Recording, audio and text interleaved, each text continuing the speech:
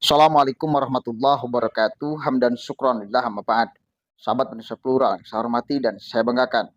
Ahmad Dhani, musisi, politisi, politisi Partai Gerindra mengeluarkan pernyataan yang membuat heboh karena dia mengkritik habis-habisan Prabowo dan menjunjung tinggi Anies Rashid Baswedan. Statementnya tentu membuat para pendukung Anies ini kegirangan. Tetapi saya kira sangat kebablasan dan ini memerlukan koreksi daripada kita semua sebagai umat Islam. Karena dia mencatut katanya semua umat Islam. Anda jangan offset. Jangan offset, Dani. Jangan offset. Dan ini dibaca oleh Refli Harun karena Refli pun bagian daripada pendukung Anies, loyalis Anies, aktivis Anies, buzzer Anies. Tentu Refli bagian daripada orang yang sangat bahagia ketika mendengarkan statement dari kader Gerindra ini yang berani mengkritik pimpinannya. Kita cek nih, dibaca oleh Refli Harun. Nanti kita akan tanggapi ya. Ada statement yang mesti diluruskan, dibenarkan, diklarifikasi, diselesaikan. Buntu Anda buat statement dan ya. Kita cek. Kita lihat pernyataan dia yang mengatakan bahwa sekarang dia kritik Prabowo. Ahmad Dhani kritik Prabowo, sebut umat Islam kini lebih pilih Anies Baswedan. Ya, pendukung Anies langsung sumringah karena yang ngomong adalah salah satu pentolan musik dewa yang sangat terkenal tetapi juga terjun dalam bidang politik, paling tidak pengaruhnya besar lah. Ahmad Dhani kritik Prabowo, sebut umat Islam kini lebih pilih Anies Baswedan. Suara.com, Ahmad Dhani baru-baru ini menyampaikan kritiknya untuk Prabowo Subianto ketika berbincang dengan politikus senior Akbar Faisal di kanal YouTube Akbar Faisal Unsensor. Luar biasa ya. Jadi sudah politikus senior. Jadi politikus senior itu tahun berapa ya? Akbar Faisal sendiri baru terlihat menjadi anggota DPR itu pada saat pemilihan tahun 2009 yang dimenangkan oleh SBY-JK. Jadi dia 2009 sampai sekarang ya. 2009 kemudian terpilih kembali periode kedua. Jadi 2009 sampai 2019 dia menjadi anggota DPR ya, 10 tahun. Seperti diketahui, Dhani telah bergabung dengan Partai Gerindra dan merupakan salah satu sosok pendukung Prabowo. Namun menurutnya terdapat beberapa hal yang seharusnya dapat diperbaiki oleh sosok yang kini menjabat sebagai Menteri Pertahanan itu. Apa kritikmu yang paling keras kepada Pak Prabowo sebagai pimpinan parpol dan sebagai capres unggulan nantinya? Menyangkut dengan bagaimana penyikapannya terhadap peristiwa-peristiwa politik yang terjadi saat ini, tanya Akbar Faisal. Seperti diberitakan Warta Ekonomi, ini satu grup ya. Menurut Dhani, salah satu hal yang sangat ia soroti adalah komunikasi politik Prabowo, terutama dalam kaitannya dengan umat Islam. Kurang maksimalnya komunikasi membuat umat Islam yang dulu memilih Prabowo kini beralih kepada Anies Baswedan. Saya akan ngomong bahwa Pak Prabowo ini kurang perfect dalam komunikasi politik. Misalnya saat pertama bergabung dengan pemerintahan Jokowi harusnya komunikasinya lebih baik, ujar Dhani. Sehingga Pak Prabowo tidak ditinggal oleh umat seperti saat ini karena sekarang umat Islam larinya ke Anies Baswedan semua, kan ia menambahkan. Sang musisi juga mengungkapkan bahwa jika dirinya tidak menghabiskan waktu di penjara, ia akan ikut membantu upaya komunikasi Prabowo dalam menjangkau para pendukungnya. Jadi seandainya waktu itu saya enggak di penjara, saya berharap komunikasinya bisa lebih baik, tutur Dhani.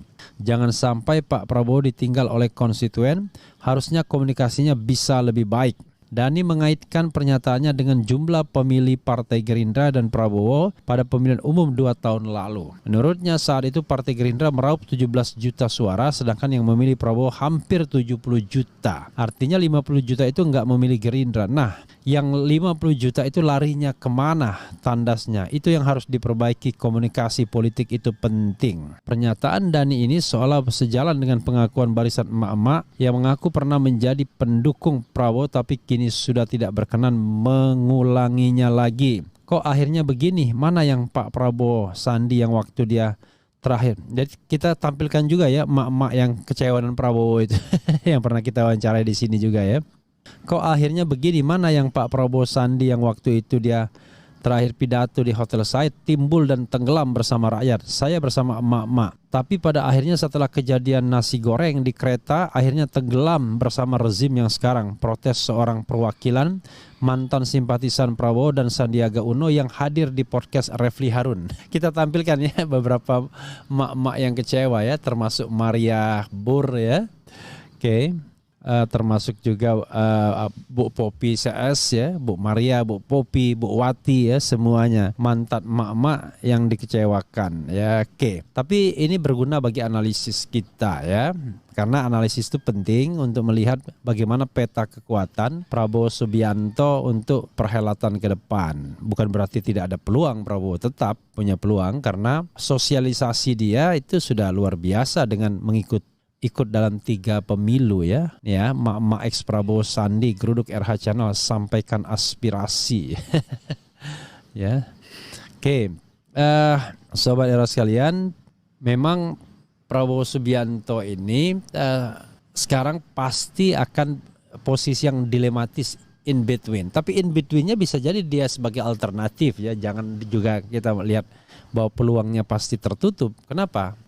Separuh kakinya di pemerintahan, separuh kakinya di oposisi. Nah, maka kemudian yang diharapkan Prabowo positifnya adalah dia bisa menjadi integrator dari kecenderungan untuk blok oposisi dan blok pemerintahan. Jadi bertemunya di sosok Prabowo. Dia sebagai integrator. Tentu. Jelas ya, apa yang diucapkan oleh Dhani yang kemudian dibacakan oleh Refli Harun. Jangan sembarangan. Anda mengatakan umat Islam kini lebih pilih Anies Baswedan. Umat Islam yang mana? Berapa orang umat Islam yang pilih Anies? Berapa orang? Berapa biji? Jangan klaim loh. Anda mengatakan kini semua umat Islam beralih kepada Anies. Kini semua umat Islam. Aduh, hoax lagi. Kenapa sih?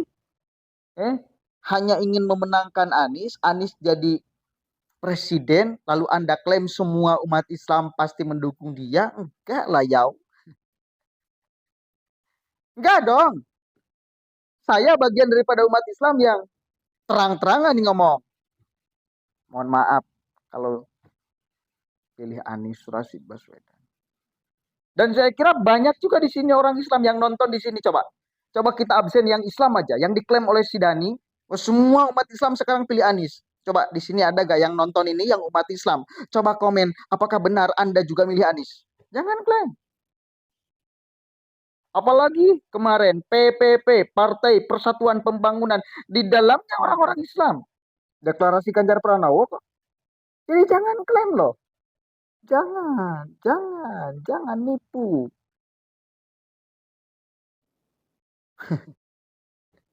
Jangan nipu. Dhani, jangan nipu. Tapi menarik apa yang diucapkan oleh Refli Harun, analisisnya. Prabowo ingin mencoba berada di tengah dan dia kemudian pada akhirnya berharap mengambil kelompok Islam kanan. Nah, kalau misal ada penegasannya bukan hanya Islam tapi Islam kanan, nah oke, saya nggak bakalan masuk, nggak bakalan kritik Anda Dhani. Tapi kalau Anda klaim semua umat Islam, nah ini saya masuk. Refli mengatakan Prabowo ingin mencoba mengambil hati atau suara dari kelompok Islam kanan yang dulu juga banyak milih Prabowo ketika bertarung dengan Jokowi, dan kedekatan Prabowo dengan Jokowi supaya mengambil pendukung yang kiri katanya kan.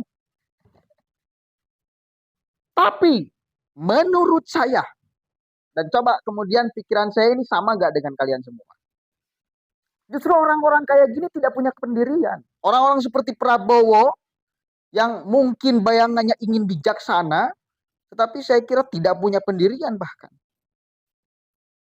Tidak punya prinsip, tidak punya pendirian yang kuat dan kokoh. Dan orang seperti ini memungkinkan kepemimpinannya nanti seperti SBY. Waduh, kelompok teriak-teriak, hadir lagi. Pancasila togut, demokrasi togut, hadir lagi. Apalagi suapang sini, sweeping sini, hadir lagi. Karena ingin mengakomodir semuanya sebagai stabilitas. Harus punya prinsip. Apalagi kita tahu Prabowo. Militer kan mestinya lebih tegas. Bukan berada hanya ingin mengambil manfaat dari kedua belah kelompok ini. Tapi andanya tidak punya prinsip. Semakin tegas ya, siapa Prabowo Subianto dan bagaimana kalau dia mimpin Indonesia. Mudah-mudahan nanti pilihan wapresnya ini yang bisa tegas. Misal Mahfud MD, mungkin itu bisa lebih memperbaiki citra Prabowo Subianto. Serius, kalau Prabowo misal dengan politisi yang lain, wah ini gak betul menurut saya. Karena pada akhirnya Prabowo ingin semuanya diakomodir, tapi nggak tahu ini efek jangka panjangnya seperti apa bila semuanya diakomodir. Kelompok HTI itu kalau dia sudah sangat besar, seperti NU misal, wah udah, pasti bakal melakukan perlawanan. Pasti lakukan perlawanan secara tegas. Kemarin kan ketika dia dibubarkan ya diam-diam aja. Tapi kalau sudah besar banget, maka ya mereka akan melakukan perlawanan. Makanya masa iya mau dibiarkan hanya karena kepentingan politik lalu kita membiarkan kelompok-kelompok seperti itu berkembang biak di Republik ini. Jelas kelompok-kelompok seperti itu merusak pola pikir anak bangsa. Sekarang dan ke depan.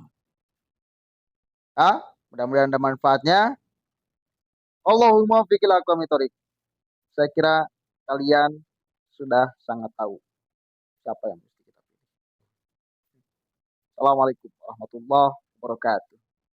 Jelas yang punya prinsip, yang punya pendirian kuat, yang junjung tinggi nilai-nilai Pancasila, nilai-nilai pluralitas bangsa Indonesia, memahami fakta keragaman.